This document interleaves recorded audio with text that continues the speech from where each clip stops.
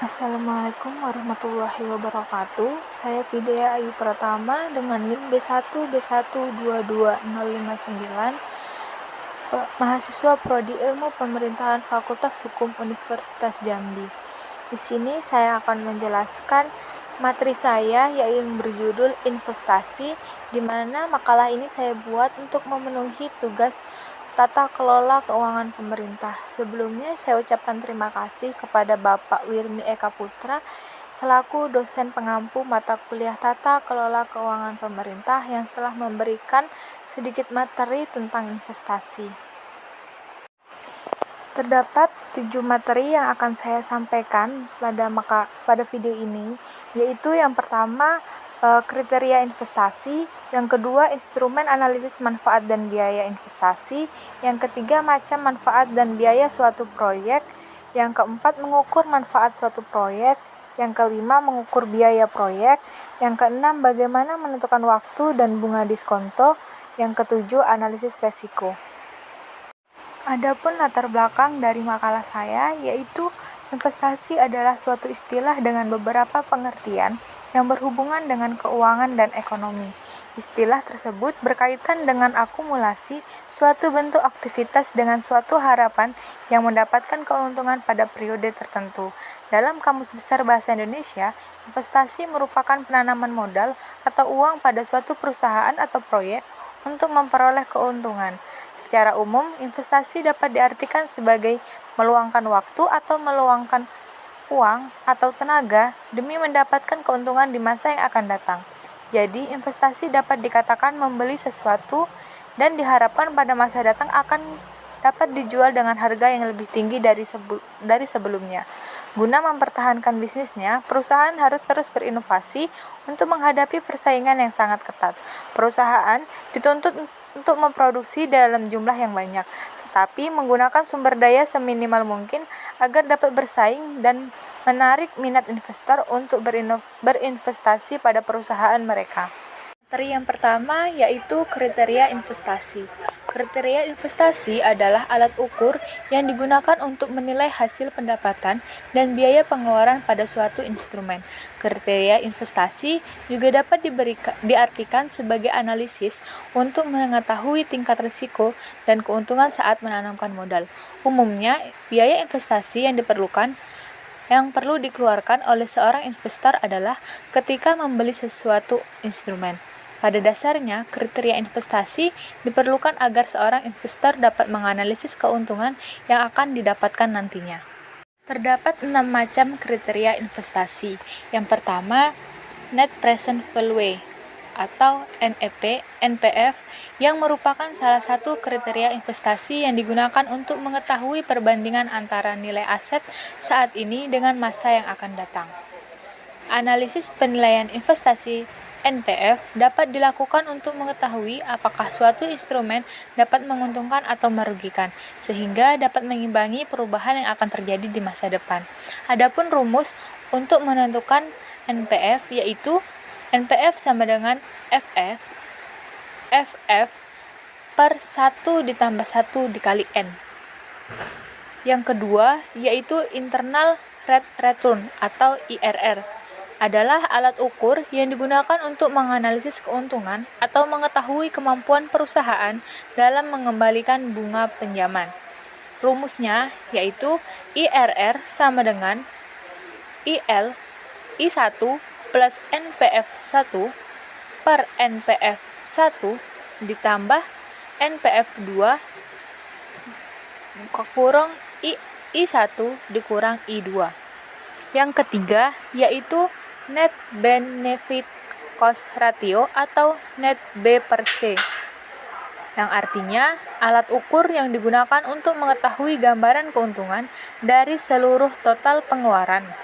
Kriteria investasi yang ditunjukkan yaitu apabila nilai B per C sama dengan 1, maka besarnya pendapatan sama dengan biaya pengeluaran.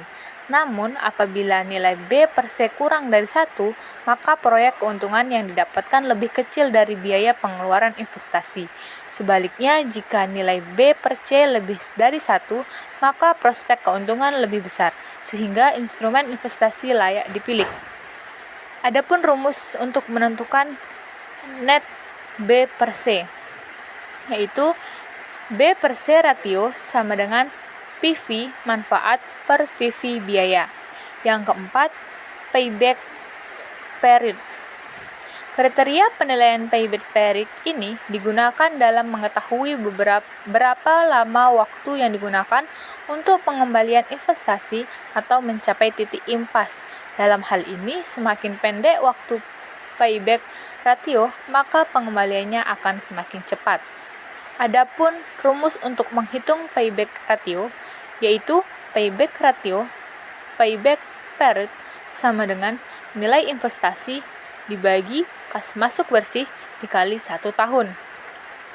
Yang kelima, accounting rate of return atau ARR, yang bertujuan untuk mengetahui prospek kinerja investasi dan rasio rata-rata laba bersih dari perusahaan. Adapun rumus yang digunakan untuk mengetahui besaran ARR, yaitu accounting rate of return sama dengan rata-rata laba bersih per rata-rata investasi dikali 100. Yang keenam, profitability index atau PI dapat digunakan untuk mengetahui perbandingan antara tingkat arus kas dengan nilai investasi. Adapun kriteria penilaian yang baik dan layak dipilih yaitu apabila nilai PI lebih dari 1, jika kurang dari 1 maka instrumen investasi akan ditolak. Adapun rumus untuk mengetahui nilai PI, yaitu PI sama dengan nilai arus kas bersih atau nilai investasi. Di sini saya akan menyertakan contoh kriteria investasi dalam analisis kelayakan. Yang pertama, perhitungan analisis profitability index.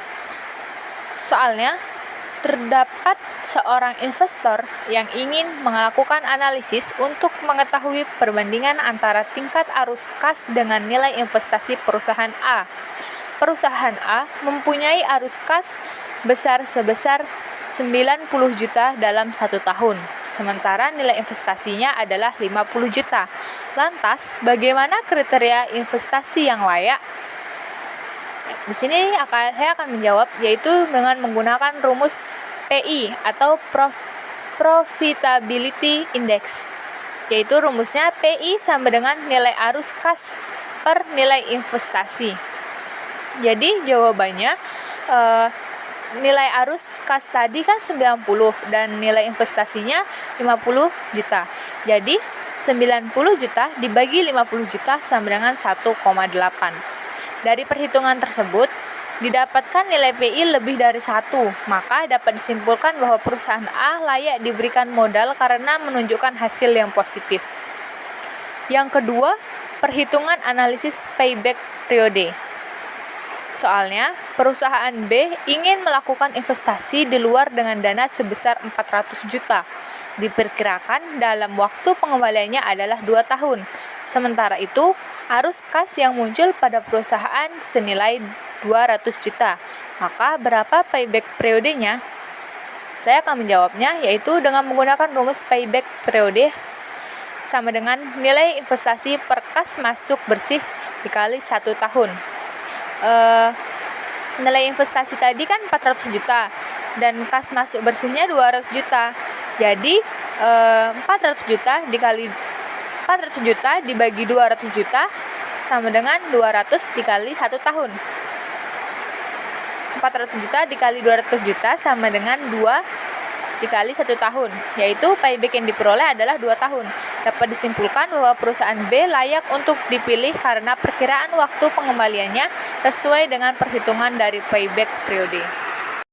Materi yang kedua yaitu instrumen analisis manfaat dan biaya, atau biasa disebut dengan cost benefit analysis, yang artinya adalah proses analisis estimasi keuntungan yang akan didapatkan berdasarkan perhitungan biaya dan manfaat dalam suatu proyek.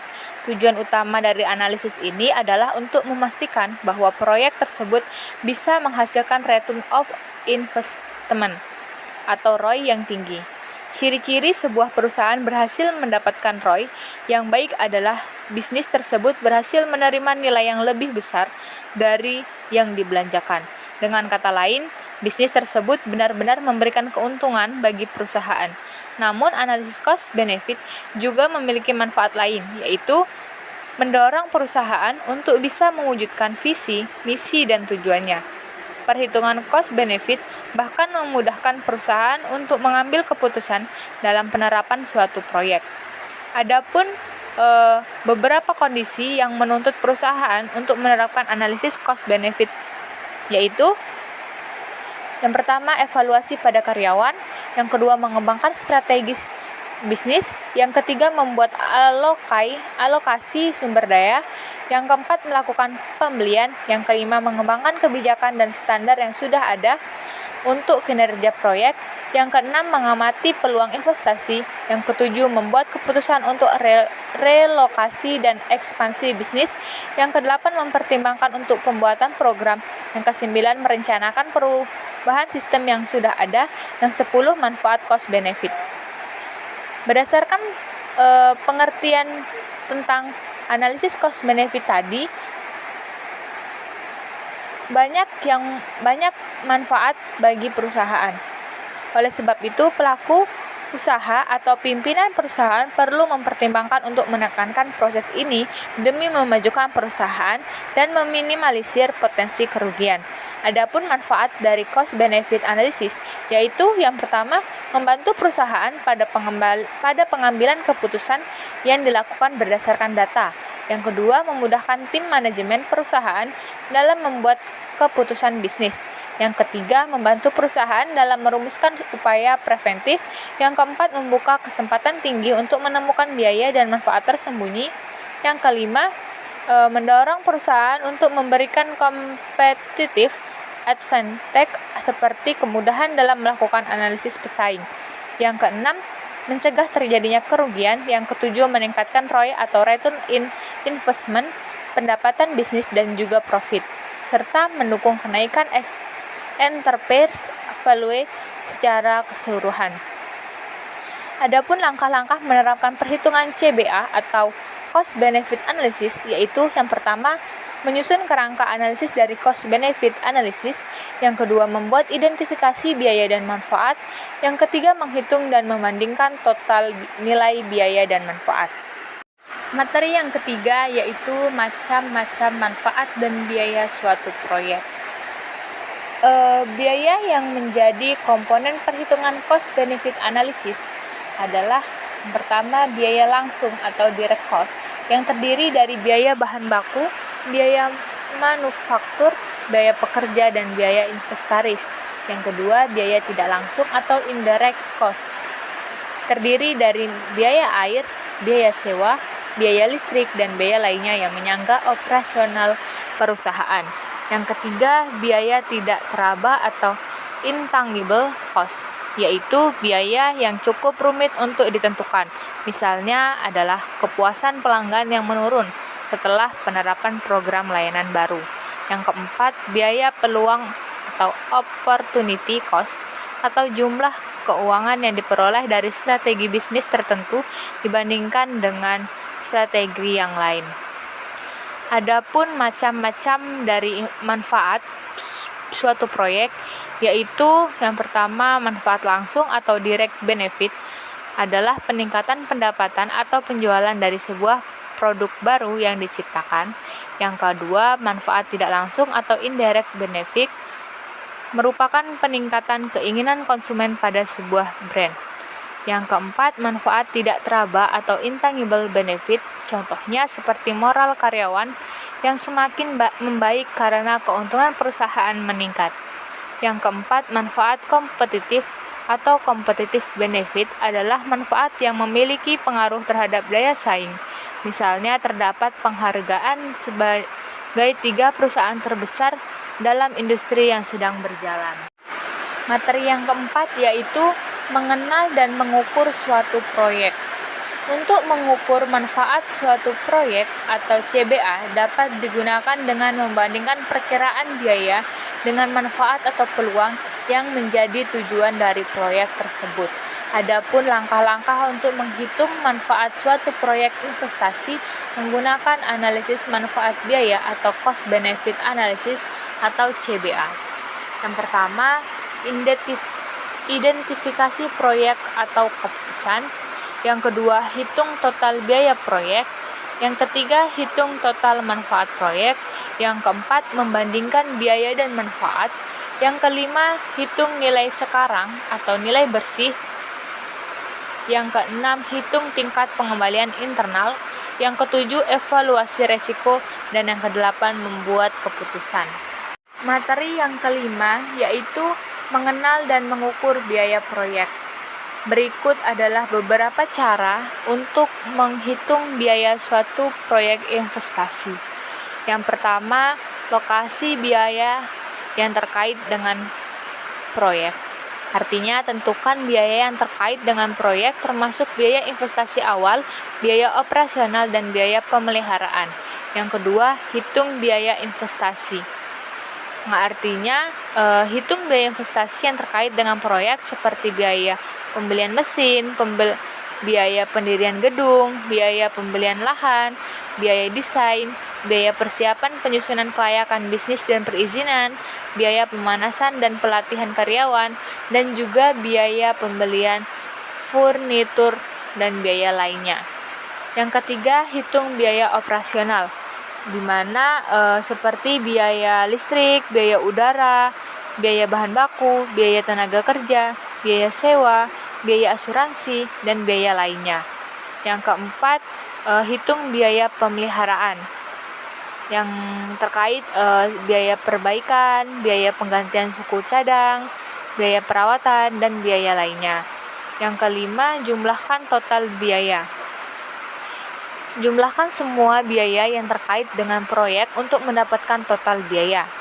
Yang ketujuh, evaluasi resiko, yaitu mempertimbangkan faktor-faktor resiko yang mungkin mempengaruhi proyek dan dampaknya terhadap biaya. Lakukan analisis sensitivitas untuk melihat bagaimana perusahaan dalam kondisi dapat mempengaruhi biaya. Yang kedelapan, membuat laporan biaya. Membuat laporan biaya yang mencakup semua biaya yang terkait dengan biaya proyek, termasuk biaya investasi awal, biaya operasional, dan biaya pemeliharaan. Adapun beberapa jenis biaya yang harus diperhitungkan dalam menghitung biaya investasi yaitu biaya investasi saham, biaya investasi emas, biaya investasi reksadana, biaya investasi deposito, biaya investasi cryptocurrency, dan biaya investasi lainnya. Untuk menghitung total biaya investasi dari beberapa jenis investasi yang berbeda, kamu bisa menggunakan langkah-langkah berikut. Yang pertama, identifikasi jenis investasi yang akan dihitung biayanya. Yang kedua, identifikasi jenis biaya yang terkait dengan masing-masing jenis investasi. Yang ketiga, hitung biaya investasi untuk masing-masing jenis investasi dengan mengalihkan jumlah unit investasi dengan biaya per unit. Yang keempat, jumlahkan total biaya investasi dari masing-masing jenis investasi untuk mendapatkan total biaya investasi keseluruhan. Yang kelima, evaluasi resiko yang mungkin mempengaruhi investasi dan dampaknya terhadap biaya. Yang keenam, buat laporan biaya investasi yang mencakup semua biaya yang terkait dengan investasi termasuk biaya transaksi, biaya pengelolaan, biaya penyimpanan, biaya perantara, dan biaya pajak, dan lain-lain. Ada beberapa faktor yang perlu dipertimbangkan dalam menghitung total biaya investasi dari beberapa jenis investasi yang berbeda, yaitu yang pertama, jenis investasi, yang kedua, biaya transaksi, yang ketiga, biaya pengelolaan, yang keempat, biaya penyimpanan, yang kelima, biaya perantara, yang keenam, biaya pajak, yang ketujuh, resiko, dan yang kedelapan, jangka waktu. Yang materi keenam yaitu menentukan waktu dan bunga diskonto. Bunga diskonto dapat diartikan sebagai selisih antara nilai nominal obligasi dengan harga jualnya di pasar. Investasi dalam obligasi melibatkan perhitungan waktu dan bunga diskonto. Berikut adalah beberapa langkah untuk menentukan waktu dan bunga diskonto dalam investasi, yaitu yang pertama, mengetahui bunga kupon dan bunga pasar. Yang kedua, mengetahui nilai sekarang pokok dan pembayaran bunga obligasi. Yang ketiga, menghitung faktor bunga nilai sekarang. Yang keempat, menghitung nilai sekarang berdasarkan besaran bunga di setiap periode. Yang kelima, menghitung jumlah tiap pembayaran bunga. Yang keenam, menghitung tingkat diskonto yang menghasilkan NPF. Yang ketujuh, menghitung tingkat pengembalian internal atau IRR. Materi yang ketujuh atau yang terakhir yaitu analisis resiko investasi. Analisis resiko investasi adalah proses identifikasi, pengukuran, dan mitigasi berbagai paparan resiko atau bahaya yang dihadapi oleh bisnis, investasi, atau proyek. Berikut adalah hal-hal yang perlu diperhatikan dalam melakukan analisis resiko investasi. Yang pertama, identifikasi resiko. Langkah pertama dalam melakukan analisis resiko adalah mengidentifikasi resiko yang mungkin terjadi. Resiko yang diidentifikasi dapat berupa resiko pasar, resiko kredit, resiko mata uang, dan sebagainya. Yang kedua, pengukuran resiko. Resiko dapat diukur menggunakan metode statistik seperti standar deviasi, rasio Shepard, dan beta. Yang ketiga, penilaian resiko. Penilaian resiko dilakukan dengan membandingkan antara potensi kerugian dengan probabilitas terjadinya resiko tersebut. Yang keempat, mitigasi resiko. Mitigasi resiko dapat dilakukan dengan melakukan hedging atau membeli asuransi. Yang kelima yaitu evaluasi resiko. Evaluasi resiko dilakukan untuk mengetahui apakah resiko tersebut dapat diterima atau tidak. Melakukan analisis resiko investasi sangat penting untuk menentukan apakah suatu investasi layak digunakan atau tidak. Dengan melakukan analisis resiko, investor dapat mengetahui potensi kerugian dan mengambil tindakan untuk meminimalkan resiko tersebut. Selanjutnya, adapun upaya atau strategi yang dapat dilakukan untuk meminimalkan resiko investasi. Yang pertama, melakukan diversifikasi portofolio pada investasi. Yang kedua, memilih investasi jangka panjang. Yang ketiga, melakukan analisis secara mendalam. Dan yang keempat, menggunakan metode pengukuran risiko seperti value at risk atau VAR untuk mengestimasi besarnya nilai risiko investasi. Sekian materi tentang investasi yang dapat saya sampaikan dalam video ini atau makalah investasi yang saya buat. Kurang dan lebihnya saya mohon maaf. Semoga dapat membantu teman-teman sekalian yang mendengarkan video ini untuk mencari materi tentang investasi itu. Saya akhiri, wabillahi taufiq wal hidayah. Wassalamualaikum warahmatullahi wabarakatuh.